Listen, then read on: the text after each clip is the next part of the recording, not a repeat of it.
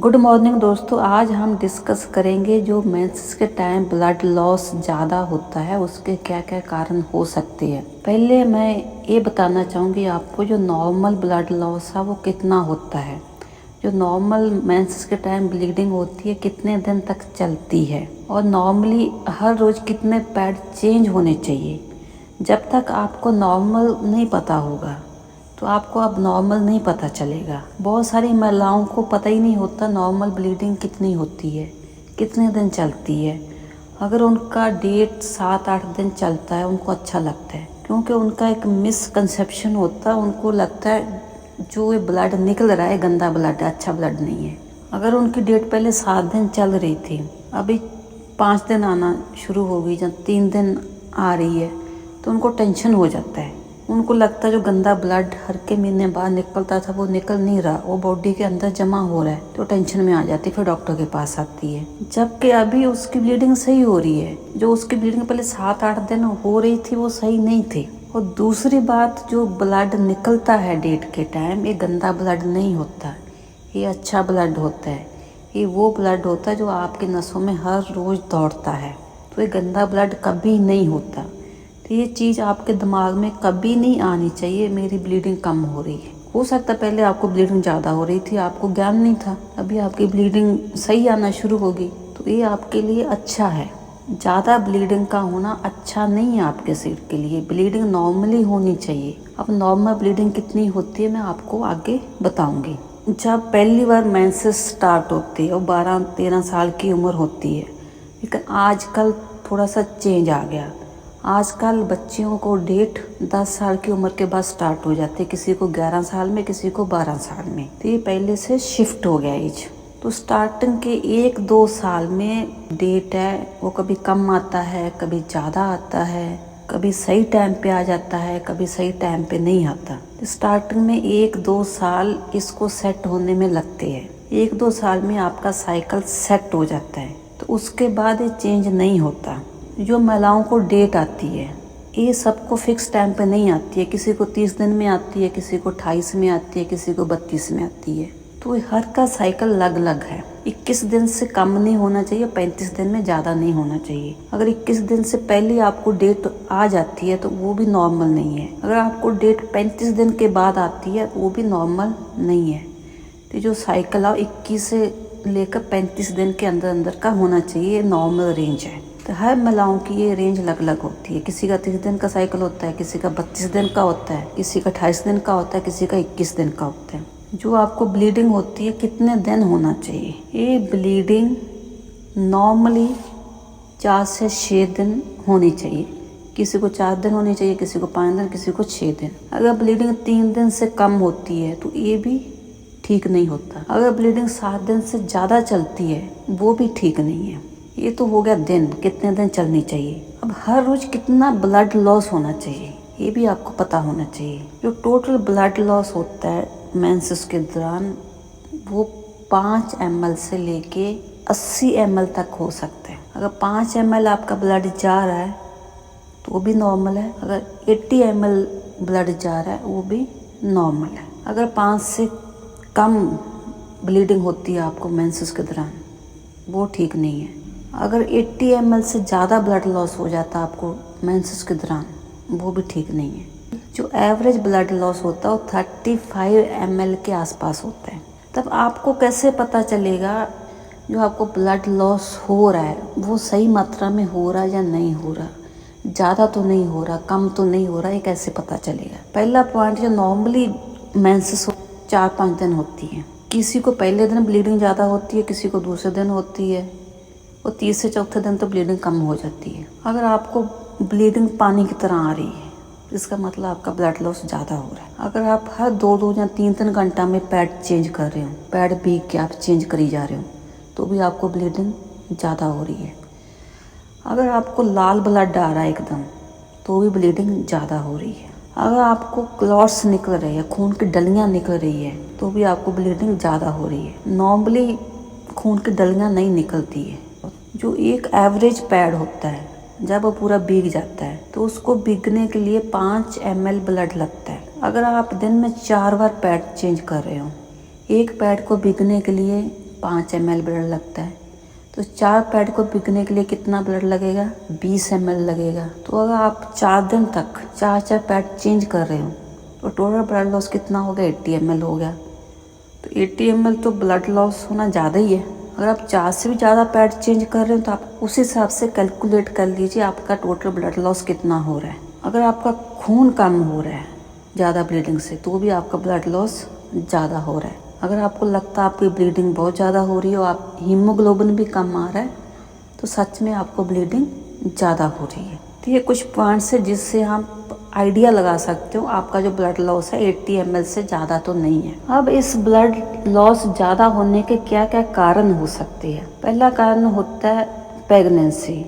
मान लो आपको प्रेगनेंसी रुक गई और 3-4 दिन के बाद वो प्रेगनेंसी ख़राब हो गई, मिसकैरेज हो गया, तो जब आपको ब्लीडिंग होगी बहुत ज़्यादा होगी तो इसके लिए कोई ट्रीटमेंट लेने की ज़रूरत नहीं है, क्योंकि जब अगली बार आपको मेंसेस आएगी वो नॉर्मल आएगी। दूसरा कारण है अंडा ना बनना ओवरी में। ओवरी में अंडा कब कब नहीं बनता। एक तो जो बहुत ही कॉमन बीमारी है PCOS, इसको PCOD भी कहते हैं, ये बहुत कॉमन है। इस बीमारी में अंडा नहीं बनता टाइम पे। जब अंडा नहीं बनता टाइम पे तो डेट नहीं आती है, तो जो बच्चेदानी के अंदर झिल्ली होती है वो मोटी होती रहती है। जब आपको 2 या 3 महीना के बाद डेट आएगी तो बहुत ज़्यादा आएगी, क्योंकि झिल्ली बहुत मोटी हो गई है और ये डेट लंबे टाइम के लिए चलेगी। 7 दिन चले, 8 दिन चले, 10 दिन चले, तो ये भी एक कारण है ज़्यादा ब्लीडिंग होने का। PCOS को डायग्नोस करने के लिए आपको कुछ ब्लड टेस्ट करवाने पड़ेंगे, एक अल्ट्रासाउंड होगा। अगर उससे आपकी बीमारी कन्फर्म हो जाती है तो आपको लंबे टाइम के लिए इसकी दवाई खानी पड़ेगी। दूसरा कारण होता अंडा ना बनने का प्रोलैक्टिन लेवल का ज़्यादा हो जाना। प्रोलैक्टिन एक हार्मोन है हमारी बॉडी में जिसकी वजह से डिलीवरी के बाद ब्रेस्ट में दूध बनता है। डिलीवरी के बाद तो इसका लेवल ज़्यादा होता ही होता है। नॉर्मली कई बार क्या हो जाता है, बिना डिलीवरी के इसका लेवल हमारे शरीर में बढ़ जाता है। तो जब इसका लेवल बढ़ जाता तो अंडा नहीं बनता। अंडा नहीं बनता तो फिर टाइम पे डेट नहीं आती, तो ये बच्चेदानी की झिल्ली मोटी होती रहती है। फिर जब डेट आएगी बहुत ज़्यादा आएगी।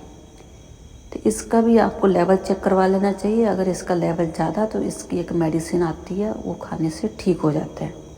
अगला कारण होता है थायराइड का प्रॉब्लम। अगर आपको थायराइड की बीमारी है तो उससे भी आपकी डेट ज़्यादा आ सकती है, तो उसकी भी आपको मेडिसिन खानी पड़ेगी। मेडिसिन खाने के बाद जैसे आपके थायराइड के हार्मोन के लेवल्स नॉर्मल आ जाते हैं, आपकी डेट ऑटोमेटिकली ठीक हो जाएगी। अगला कारण है अंडा ना बनने का। ज़्यादा उम्र की महिलाओं में जब डेट बंद होने वाली होती है तो उससे पहले अंडा धीरे धीरे करके बनना बंद हो जाता है, तो बच्चेदानी की झिल्ली बढ़ती रहती है। जब झिल्ली बहुत मोटी हो जाती है तो ब्लीडिंग स्टार्ट हो जाती है। फिर ब्लीडिंग ज़्यादा भी होती है और ज़्यादा दिन तक भी आती है। तो ये प्रॉब्लम होती है उन महिलाओं को जो 48, 49, 50 के आसपास है। ये प्रॉब्लम हर महिला को डेट बंद होने से पहले होती है। धीरे धीरे करके मेंसेस आना बंद हो जाता है। पहले 1.5 महीने बाद आएगा, फिर 2 महीने बाद आएगा, 3 महीने बाद आएगा, 6 महीने बाद आएगा। जब 1 साल तक नहीं आता फिर हम कहते हैं आपको मेनोपॉज आ चुका है। तीसरा कारण होता है बच्चेदानी के अंदर गांठ का होना। अगर बच्चेदानी के अंदर फाइब्रॉइड है उससे बच्चेदानी का साइज बढ़ जाता है। साइज बढ़ने से ब्लीडिंग ज़्यादा होती है और पेट में दर्द भी होता है। अगर गांठ छोटी मोटी है तो इसको मेडिसिन से छोटा किया जा सकता है।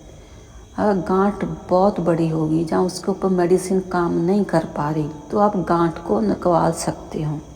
अगर आपकी उम्र ज़्यादा हो गई है तो आप गांठ के साथ साथ बच्चेदानी को भी निकलवा दीजिए, क्योंकि अगर आपकी बच्चेदानी में एक गांठ बन गई है तो दूसरी बनने का भी चांस है। अभी आपने इस गांठ का ऑपरेशन करवाया, हो सकता है आपको 4-5 साल के बाद एक और नई गांठ बन जाए, फिर आपको ऑपरेशन करवाना पड़ेगा। अगर आपकी उम्र छोटी है आप सिर्फ पहले मेडिसिन खा के देखिए, मेडिसिन से कंट्रोल नहीं होता, आप गांठ को निकाल सकते हो। अगर आपकी उम्र ज़्यादा है, 46 है, 47 है, 50 के आसपास है, तो आप पहले मेडिसिन खा के देखिए। मेडिसिन से कंट्रोल नहीं होता, आप पूरी बच्चेदानी निकलवा दीजिए। अगला कारण होता है पॉलिप। कई बार बच्चेदानी के अंदर एक गांठ बन जाती है जो बच्चेदानी से लटकती रहती है, जिसको हम पॉलिप कहते हैं।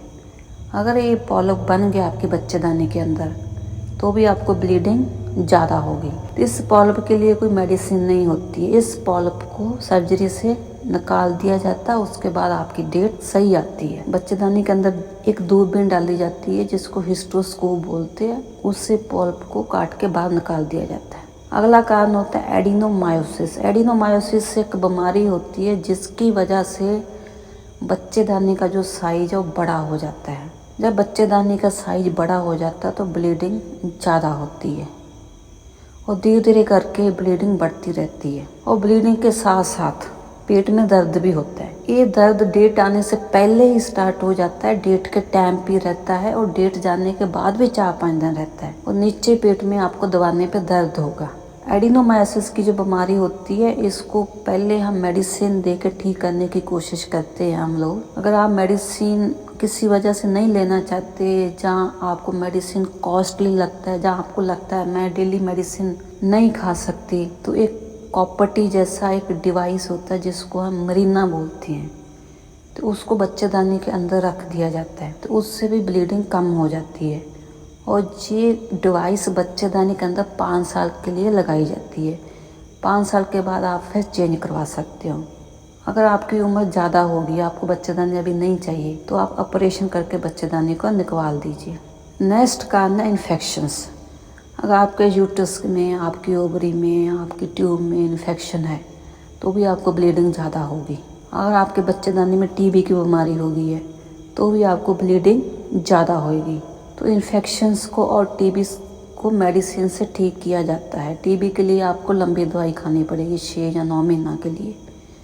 जो बाकी इन्फेक्शन है उसके लिए आपको 1 वीक या 2 वीक के लिए दवाई खानी पड़ेगी। जैसे इन्फेक्शन ठीक हो जाता है आपकी डेट ठीक हो जाएगी। अगला कारण होता है कोआगुलेशन डिसऑर्डर।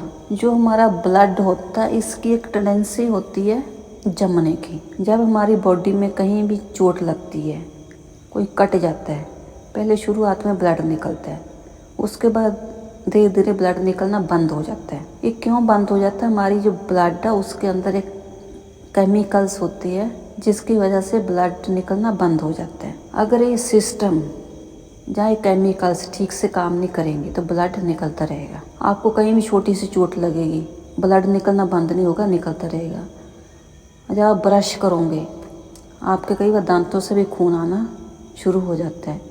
कहीं आपको चोट लग गई तो आपकी बॉडी में नील पड़ जाता है। अगर आपको जो बीमारी है तो डेट के टाइम भी जो ब्लड निकलना बंद नहीं होगा अपने आप, तो आपको बहुत ज़्यादा ब्लीडिंग होगी। तो इसके लिए भी एक ब्लड टेस्ट किए जाते हैं। अगर आपको ये बीमारी है तो इसके लिए भी आपको मेडिसिन खानी पड़ेगी। अगला कारण होता है मेडिसिन्स। कुछ मेडिसिन्स होती है जैसे एस्पिरिन हुआ, वारफरिन हुआ, तो ये वो मेडिसिन है जो ब्लड को पतला करती है। ये मेडिसिन उन लोगों को दी जाती है जिनको कोई दिल की बीमारी होती है, जहाँ उनके दिल में वाल्व डले हुए हैं। खून को पतला रखने के लिए दवाइयाँ दी जाती है। अगर आप दवाइयाँ लगातार खा रहे हो, दवाइयों की मात्रा आपके शरीर में ज़्यादा होगी तो भी आपको डेट ज़्यादा आ सकती है। अगला कारण है लीवर की बीमारी। अगर आपको लीवर की बहुत ही ज़बरदस्त कोई बीमारी हो रखी है तो भी जो खून को जमाने वाले केमिकल्स हैं उनकी मात्रा कम हो जाती है। अगर उनकी मात्रा कम होगी तो आपको ब्लीडिंग ज़्यादा होगी, क्योंकि सारे केमिकल्स लीवर में बनते हैं। अगर लीवर अपना काम छोड़ देगा तो केमिकल्स नहीं बनेंगे और आपकी बॉडी से ब्लीडिंग कहीं से भी होगी और रुकेगी नहीं, होती रहेगी। हाइपरप्लेजिया। हाइपरप्लेजिया में क्या होता है, जब बच्चेदानी के अंदर की झिल्ली होती है वो मोटी होती रहती है। जब झिल्ली बहुत ज़्यादा मोटी हो जाती है उससे बहुत ज़्यादा ब्लीडिंग होती है और बहुत लंबे टाइम के लिए चलती है। ये प्रॉब्लम कब होती है? जब अंडा टाइम पे नहीं बनता। जैसे PCOD वाले पेशेंट जिनका प्रोलैक्टिन लेवल ज़्यादा है, जहाँ वो महिलाएं जिनकी डेट बंद होने का टाइम आ गया, क्योंकि जब डेट बंद होने का टाइम आ जाता है उसके 2-3 साल पहले अंडे का बनना स्लो हो जाता है। अंडा धीरे धीरे बनता है। जब अंडा टाइम पे नहीं बन पाता तो बच्चेदानी की झिल्ली मोटी होती रहती है। जब झिल्ली मोटी हो जाती है उससे ज़्यादा ब्लीडिंग होती है और लंबे टाइम के लिए होती है। और अगला कारण है कैंसर। अगर आपको बच्चेदानी के अंदर कैंसर हो गया तो भी आपकी ब्लीडिंग ज़्यादा होगी और लगातार होती रहेगी। कैंसर वाली ब्लीडिंग रुकती नहीं है, ये लगातार होती रहती है। अगर आपकी बच्चेदानी की झिल्ली मोटी होगी, जहाँ बच्चेदानी के अंदर कैंसर हो गया तो इसको आगे जांच करना चाहिए। इसमें क्या होता है, बच्चेदानी के अंदर से एक पीस लिया जाता है मांस का, उसको जांच के लिए भेजा जाता है भी इसमें कैंसर है या नहीं है, इसमें हाइपरप्लेजिया है या नहीं है। अगर हाइपरप्लेजिया आता है तो इसकी ट्रीटमेंट मेडिसिन से हो जाती है। अगर आपकी उम्र ज़्यादा है तो आप बच्चेदानी का ऑपरेशन करवा सकते हो, क्योंकि हाइपरप्लेजिया में भी आगे जाके कैंसर बन सकता है। अगर आपके बच्चेदानी में कैंसर आ जाता है फिर इसका तो एक बहुत बड़ा ऑपरेशन करना पड़ेगा। अगर कैंसर स्टेज 1 में है तो ऑपरेशन से कैंसर बाहर निकल जाएगा। अगर दूसरी या तीसरी स्टेज में चला गया तो फिर ऑपरेशन करने के बाद आपको कीमोथेरेपी लगेगी। तो मुझे पूरी आशा है मेरी इस वीडियो से ज़रूर आपको फ़ायदा होगा। नमस्कार, जय हिंद।